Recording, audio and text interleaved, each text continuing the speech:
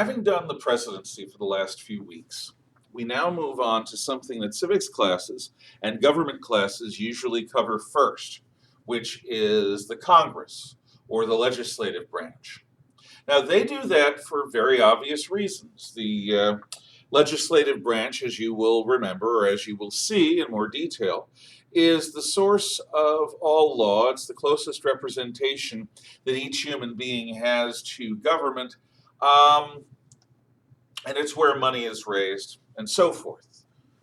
But most of us reflexively these days, and this is not a good trend, when we think of the important things in government, we tend to think of the presidency. We reflexively think that a presidential election is more important than congressional elections. Most every American who's plugged in any way, shape, or form knows who the president is and at any given time. They may not know the vice president, but they'll probably know the president, and they'll probably have an opinion about him, good or bad. But if you ask people who their congressman is, and if you ask them anything about Congress, all they'll tell you is, it stinks! Congress! Whoa!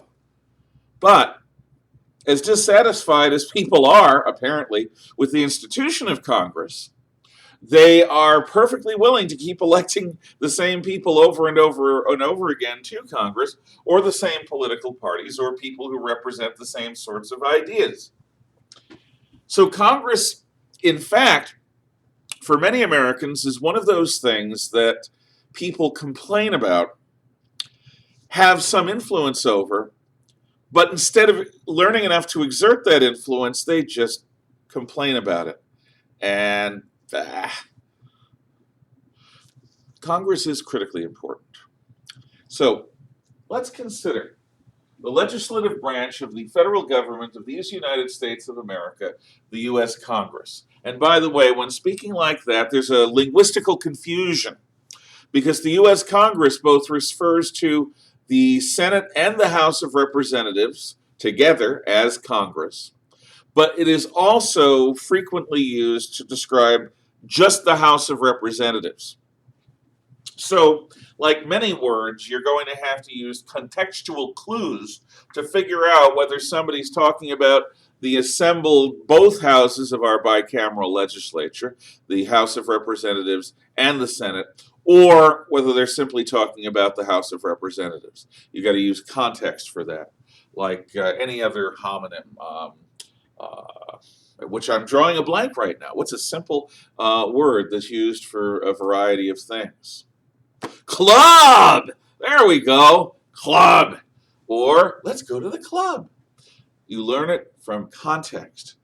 If you really want to have fun with somebody, especially a little kid, you got a little nephew or niece or brother or sister, and you want to play a little joke on them, that's innocent. Say, hey, do you want to go to the club? Club's going to be really cool. And then you bring them out to the yard and you show them a baseball bat. Because the club. I never said I was good at telling jokes. I just tell them anyway.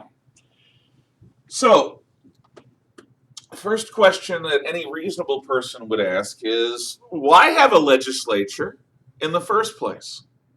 Why not just let somebody run things like a king? Or why not just have a bunch of judges run things? A legislature comprises the elected representatives of sections of the people. Now, each section of the people is going to be a smaller group than the whole national population. So the president and the vice president are the only elected offices that involve the entire national population voting in their electoral districts for their electors to become president. The next largest group of representatives who run for office are U.S. senators, because what U.S. senators do is they represent the entire population of their state. Now, senators represent used to represent the interests of the state governments, and they used to be elected by the state legislatures. But thanks to the progressive movement 120 years ago or so, that all changed, and now we elect senators just like we elect congressmen, the people do. And that isn't necessarily for the good. It's a question of opinion. But the state governments have lost power over the last century, and the federal government has gained power. We're going to talk about that. U.S. representatives usually represent a smaller group, even than the states. So in California, you've got 50 or 60 districts, and you've got 50 or 60 congressmen. You've only got 2 senators, because California is a very populous state. Lots of people, one giant state, only 2 senators, but over 50 congressmen. Wyoming, on the other hand, is a state that is geographically good sized, but it only has about 500,000 people. So Wyoming has about between a third and a half the people in Idaho. And Idaho is not a very large state. So in Wyoming, you've got 2 senators representing the state of Wyoming, but only 1 congressman who represents everyone in the state too, because there aren't very many people there. So the idea of a legislature is, to the degree possible, you have a number of representatives who are local, who are known to the people that they elect, perhaps personally, who know the area that they represent intimately, who can really represent the interests of the people in that region. If that region is a city neighborhood in the Bronx, they're going to be a certain kind of representative, probably a Democrat. If they're going to be representing the cattle ranchers of Wyoming, they're going to be a very different sort of person, probably a conservative Republican. The idea is that each district is supposed to be as small as possible so that you can have some degree of intimacy with your representatives. That's the point of having a legislature. Instead of having one leader to rule them all, one leader to find them, one leader to bring them all, and in the union, bind them, to paraphrase Tolkien, the representatives are supposed to be 1 foot in the legislature and 1 foot out the door in their home district. They are supposed to represent the people more vividly than anyone else in government. Their only job is to look out for that district's interests. And that is the glory and the weakness of legislatures.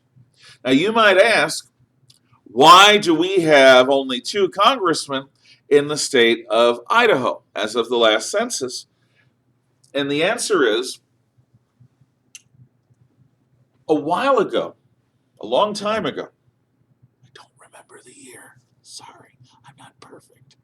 A long time ago, it was decided that you cannot continue keeping districts as small as they were back in the early republic before the Civil War. If you keep all those districts that small, where every person who's a congressional representative represents 50,000, 100,000, 150,000 people. Well, we've got now a national population well in excess of 300 million. Do you know how big that legislature would be?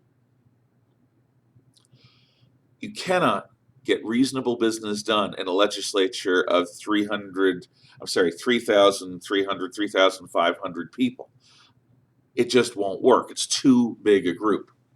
So a decision was made to cap the number of congressmen at 476. I really will look that up and I will confirm it, but I think it's 476.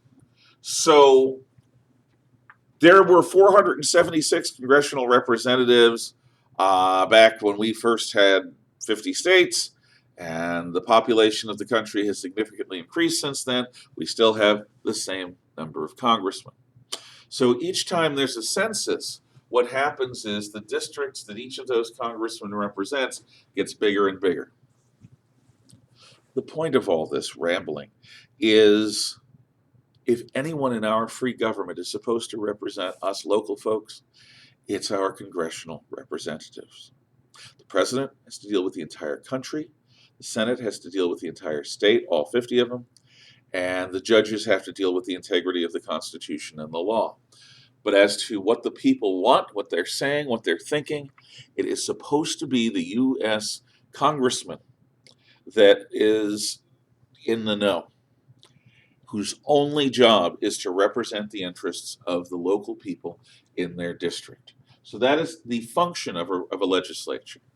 Next time, we'll go into a little bit more about how is the legislature different from an executive.